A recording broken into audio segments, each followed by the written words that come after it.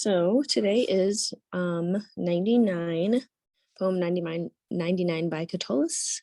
Surripui tibidum ludus milite juventi. All right, so this is Catullus. Catullus is writing ad juventium to a young man named Juventius. About his name, really quickly, you know that he is young. And when I say young, I mean like between 15 and 25 or 30, kind of that age range. Just means like young man, not as in like not an old man. So Catullus writes a poem or a letter. I guess it's a poem in elegiac couplets, as you can notice and see, to Juventius. Surripui tibi dum ludus melite juventi. Okay, so ripui and ludus are your main verbs here. Melite juventi, we can go ahead and start there. That is your vocative. So sweet, this is where the word for mellitus is like sweetened with honey. So sweet juventi, Stripui tibidum ludus. So he's addressing him by name and calling him sweet.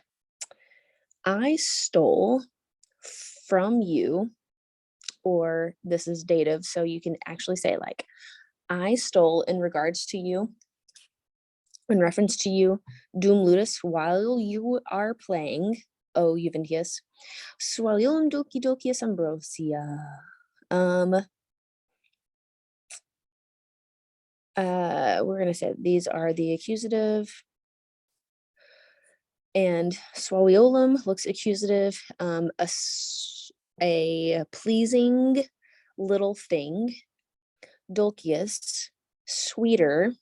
The ius is like the more sweet or the sweeter, and these two go together. The ius, it's the ius ending because that's the neuter adjective ending that goes with the neuter singular. A sweet little thing, sweeter, dulci ambrosia, and this is ablative, than sweet ambrosia.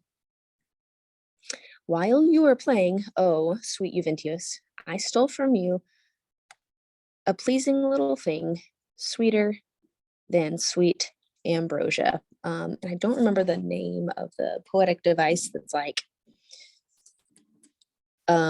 uses the same like stem of the word, but has a different, like with different endings. Let's see if I can see it really quickly, find it. Oh, it is polyptyton, found it. And so it's showing the polyptyton here is like literally right next to each other. So I wouldn't say repetition because it's not the same thing as being repeated, but a sweet little thing, sweeter than ambrosia, just emphasizing how sweet this little thing is, whatever that is. Verum it non impune tuli. Tuli, I took away, which is like another way of saying surpri, I stole. I took away it. I took away it, and the it here is the swaliolum, this like mysterious, pleasing little thing.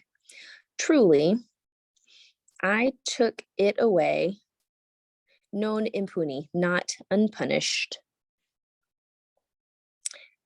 And then colon, so namque amplius oram suffixum in summa memini esse cruce. Memini is a verb, and memini is a super weird verb. So if you didn't recognize that, that is okay. And then essay to be. Memini is, it's an impersonal verb. It just means that, actually it's not an impersonal verb. It has this one form for a lot of different meanings. I remember is how you can interpret this. I remember, myself. Suffixum, accusative. Suffixed or affixed. Or I remember myself to be connected to or suffixed or affixed, I guess is the English word, in summa cruce. And here is ablative in summa cruce, on a high cross, in the highest cross, or like on the highest point of a cross. And here, this is we're literally talking about crucifixion as a metaphor. He's saying like, basically, like, this is a really, really graphic way of saying it, but like, hey, you criticized me, you crucified me in front of everyone. That would be like very dramatic way to say this, but Catullus here is trying to be like, the point of him using this language is to be dramatic. So just to be clear, oh no, now I'm off balance. Okay, here we go. Did I leave anything out? Namque amplius oram. So for, or therefore, or hence, amplius oram. Amplius ius is more than an hour. For more than an hour, and this is accusative, so that means like duration of time. For more than an hour, I remember myself to be suffixed in the highest cross.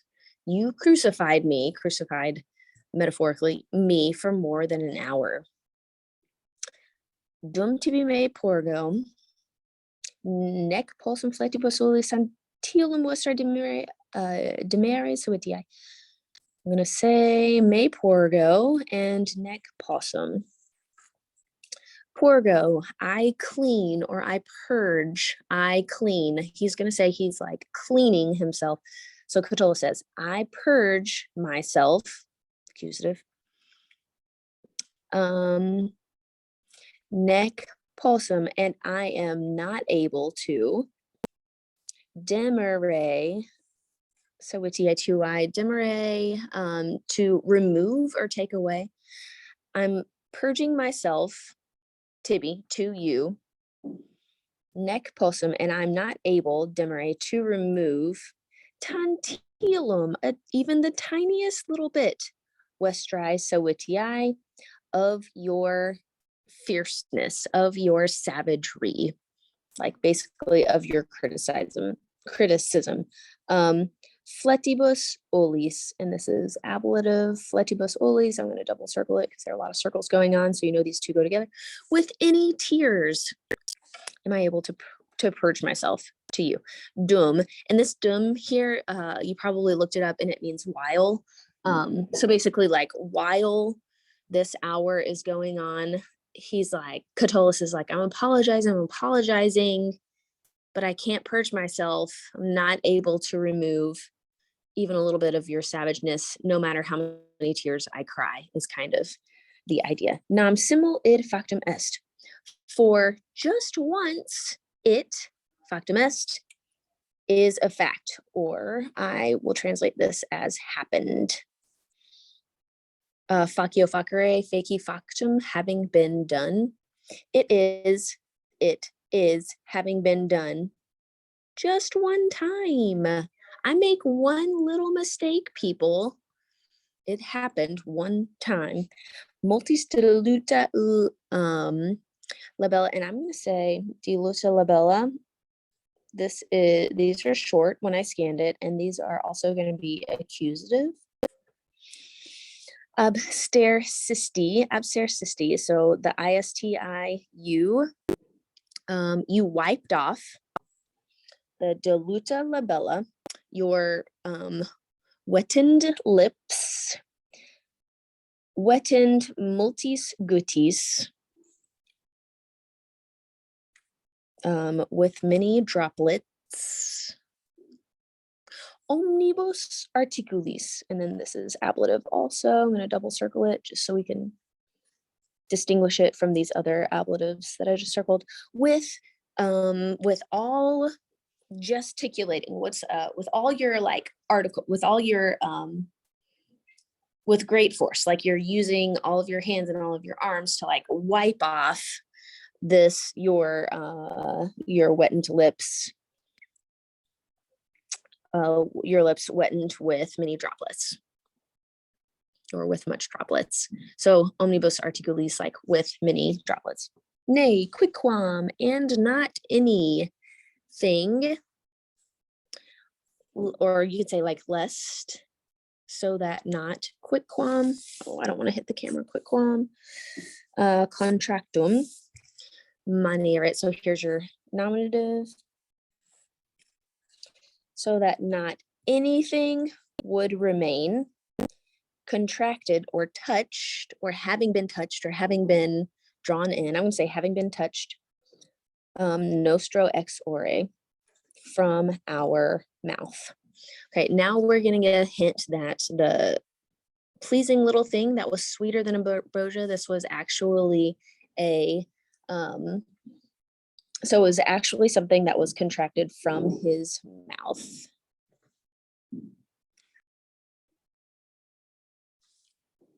Lest nothing may remain touched from my mouth. So you're realizing that this tiny little thing is coming from his mouth.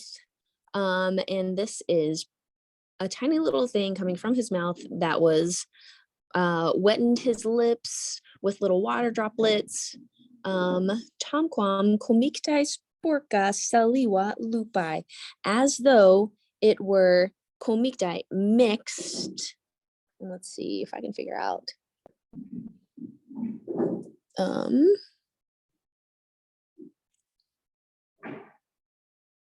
Just as if it were, I'm going to say of here. You could probably do it differently, but I'm going to say of comictae lupi mixed. Let's see.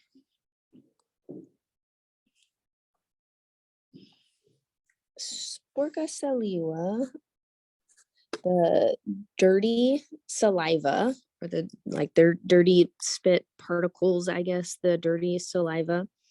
Comictae lupi, of a defiled wolf. And those are genitive of a defiled lupi. And here you guys have been in Latin long enough to know that a female wolf is synonymous or like a euphemism for a prostitute, just as if it were the dirty saliva of a dirty prostitute. And now we're kind of getting the idea of what transpired between Catullus and Juventius, which it sounds like that Catullus went in for a sweet little kiss. He stole away a sweet little kiss, suaviolum, and this pleasant little kiss that was supposed to be sweeter than sweet ambrosia. However, it looks like Juventius, the young man, is not interested. He was not feeling it and spat out and wiped his mouth and wiped his lips off emphatically, and acted as though anything touched from Catullus's lips were like the saliva of like the dirty saliva of a filthy or defiled prostitute. Okay, so this is good because we're now learning that even in the ancient world, consent is important. And hopefully by now you have figured out that Catullus was the one that leaned in, that went in for the kiss, and stole away a kiss from Juventius, his friend. I guess they are just friends, who, well, maybe they're not even friends anymore, I don't know, who was not interested in Juventius. I know that we mentioned this before, but please, nota bene, Juventius is definitely a dude. Criteria, and beyond that, trottere is a verb, non cessasti, you did not cease. Beyond that, you did not cease, me trottere, to trade me over or to hand me over. And what condition am I in? I'm miserable. You didn't cease to hand miserable me over, infesto amori, to a hostile love. Meaning you didn't even pretend to hide your rejection. You just kind of threw me to the wolves here. Omnique, let's say que is this little and you did not cease e cruciare, to crucify me, omni modo, in all ways. Oot. And now we're going to see kind of the repercussions of this. I feel like this is still like off. Oh, maybe that made it worse. No, that made it worse. Okay, guys. Oot. Mihi, and me, remember me is just a shortened little version of mihi. Et, Yam Foret, Elud, Soil, Tristy, Tritius, little bro. Okay, that, now it would be for me a swawiolum, a sweet little thing. So this is like the same sweet little thing that was up here. The sweet little thing, which is a kiss, or the pleasing little thing, the sweet little thing. This pleasing thing would be mihi, for me, yam, now. Mutatum, it is changed. This sweet little thing is changed. Ex ambrosia, from ambrosia, to elaboro. To elaboro. Okay, so to elaboro is it's a plant. It's called Hillsborough, and or Hillsborough, I guess, in English, and it's like a still plant that's you can buy it today. And they used it as medicine, and it probably tastes really bitter. And so it changed from sweet ambrosia, from the ambrosia to me, like in reference to me, to bitter Hillsborough. And Tristius is now Tristius, you have that same polyptoton where it's like emphasizing that it's bitter or that it's sad. And this is just an adverb. So like bitterly or whatever, but I do want you to notice that it's this exact same line up here in this second line where he's describing the sweet little thing or the pleasant little thing as sweeter than sweet ambrosia. Here he's describing it as more bitter than bitter Ellsborough. And let's see, quam poenum, Siripium. Okay, Siripium here, I will take away Basia. Let's see, what's the order that I want to do this? I'm actually going to do this first line first. So proponus, you display quam poenum, such a penalty, misero amori, to a miserable love, or for a miserable love. I mean, you can think of like rejected love, like Catullus's rejected love. Quoniam, you can hear, I would translate this as since or because. So since you displayed such a terrible penalty, remember he like chastised him for over an hour for this miserable love, and his love is miserable just because he's sad, he's pining, he's longing, and he got rejected. Numquam, never, post hoc, again, after this, Siripium, will I steal away Basia, kisses, yum, meaning like now, which is actually a really good thing, speaking in terms of content of what's the word? Consent, that Catullus is like, you know what, from now on, I pledge I will never steal away kisses from anyone, which is really for the best, you know. Okay, so a couple other things I wanted to point out where this was the polyptoton, where you had the two words like describing sweetly sweet and bitterly bitter, where you have the same like root or stem of the word with a different ending, having that kind of effect. It just like intensifies how very sweet, emphasizes and like how very sweet it is in the beginning and how very bitter it is here at the end, after Catullus's rejection. And I would also point out these two lines as antithesis, which just kind of means opposite, where you have the sweet ambrosia and the bitter Ellsborough, that just like highlight the drastic contrast of Catullus's hope in the beginning of this like delightful, pleasing experience, and that just emphasizes how much like the stark contrast of his rejection and how bitter it is after his kiss was rejected, and kind of that metamorphosis. And it actually, I think literally, like right here, the word mutatum, like literally the word changed. Okay, that's it. Thanks for hanging out. Let's translate again sometime. Bye.